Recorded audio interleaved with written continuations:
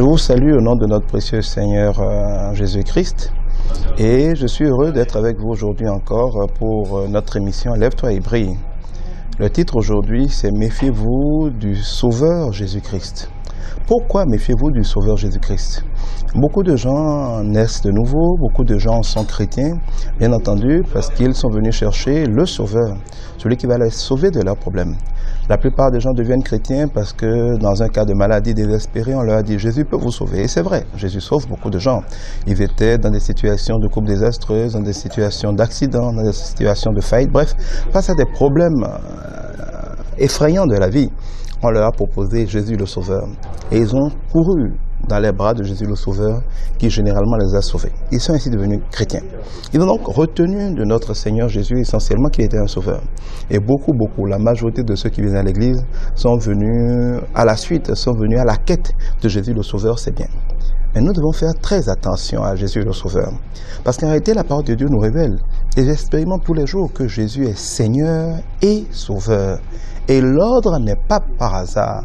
Jésus est d'abord Seigneur avant de devenir Sauveur. Il n'est pas Sauveur et Seigneur.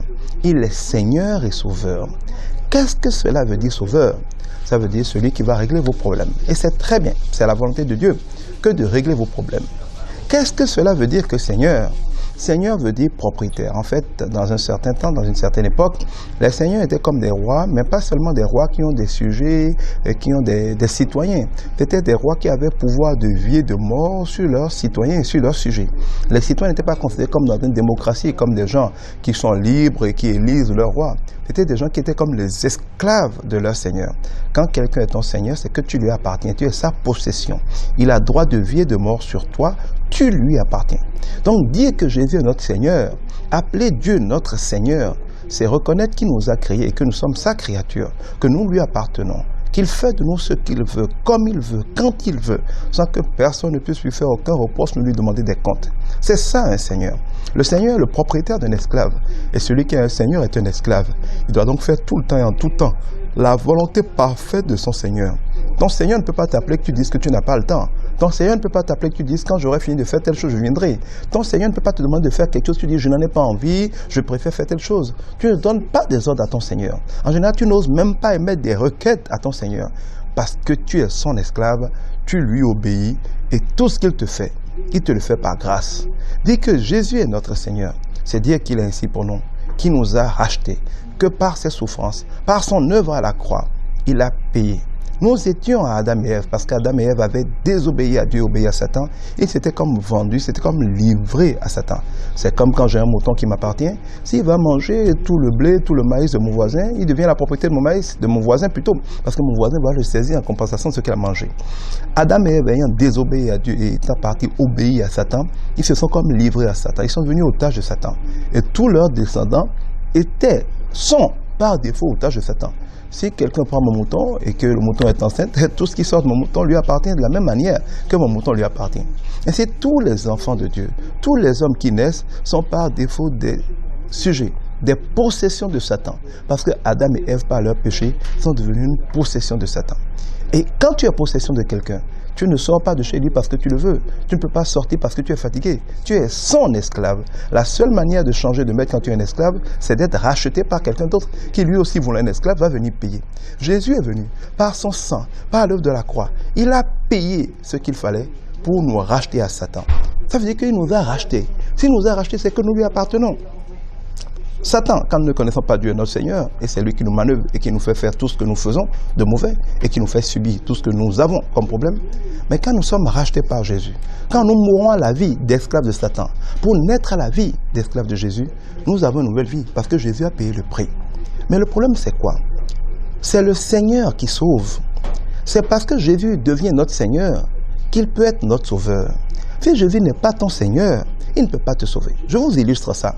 Si je croise un mouton ou un chien dans la rue, qui est malade, qui a les pieds cassés, qui est affamé, qui est chétif, je ne suis pas censé le prendre, l'amener dans ma maison, commencer à le nourrir.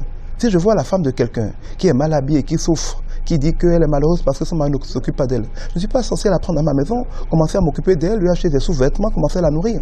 Si je le fais d'une femme alors qu'elle a un mari, on dira que je suis en train d'être un adultère parce que je m'occupe et je suis en train de pouvoir besoin de la femme de quelqu'un d'autre. Si je vois le mouton de quelqu'un dans la rue, je ne sais pas à qui appartient le mouton, et je commence à prendre le mouton, à le nourrir, à le mettre dans ma maison, on va dire que je suis un voleur de moutons. Avant de s'occuper d'un mouton, avant de s'occuper d'une brebis, il faut d'abord que la brebis soit à moi. Si je vois une brebis malade et qu'elle n'est pas à moi, cela ne me concerne pas. Mais si quelqu'un prend cette brebis malade et vient me l'offrir pour dire « Monsieur Guidibi, ce mouton est malade, je te l'offre. Je suis sûr que tu vas bien t'en occuper. » À partir de l'instant où ce mouton devient ma possession, je vais demander qu'on le lave, je vais appeler mon vétérinaire, je vais le soigner, je vais commencer à m'occuper de lui. C'est-à-dire qu'à partir du moment où je deviens le seigneur de ce mouton, de cette brebis, à partir du moment où cette brebis devient ma possession, j'ai l'obligation, si je suis responsable, de commencer à m'en occuper, de commencer à la sauver. Il en est ainsi dans la parole de Dieu, dans le royaume de Dieu. Tant que tu as la possession de Satan, que tu fais comme tu veux, parce que tu es libre de faire comme tu veux, eh bien tu appartiens à Satan.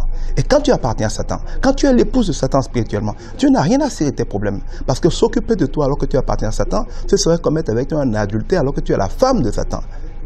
Mais si tu renonces à Satan, si tu divorces de Satan, si tu meurs à ta vie dans le diable et que tu nais de nouveau, tu deviens la possession de Jésus. Jésus devient ton Seigneur et tu deviens son esclave.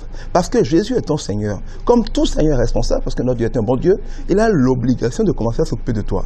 Et c'est parce que tu deviens son esclave, parce que tu es né de nouveau, parce que tu as donné ta vie à Jésus, que Jésus est obligé de s'occuper de toi, de guérir tes maladies, de restaurer ta vie, de restaurer ton mariage, de pouvoir à tes besoins, de te faire prospérer.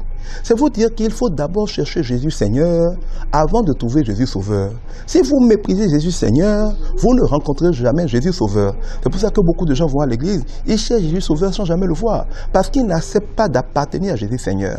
Appartenir à Jésus Seigneur, c'est obéir à Dieu, c'est faire sa volonté, c'est être disponible pour lui, c'est aller au culte, c'est s'engager dans l'église, dans des activités, être intercesseur, être évangéliste, bref, servir Dieu, s'abandonner à lui, lui donner sa vie et faire preuve d'amour et de zèle envers lui.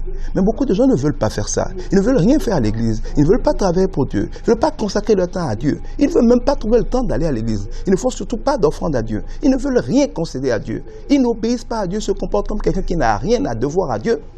Mais en même temps, ils veulent que Dieu s'occupe d'eux. Si vous méprisez Jésus Seigneur et que vous feintez Jésus Seigneur, sachez que vous avez déjà feinté Jésus Sauveur. Parce que les deux ne sont qu'un. C'est pour ça que quand l'apôtre Pierre a répondu à la question de Jésus, « Qui vous pensez que je suis ?» Ils ont dit « Le Sauveur ».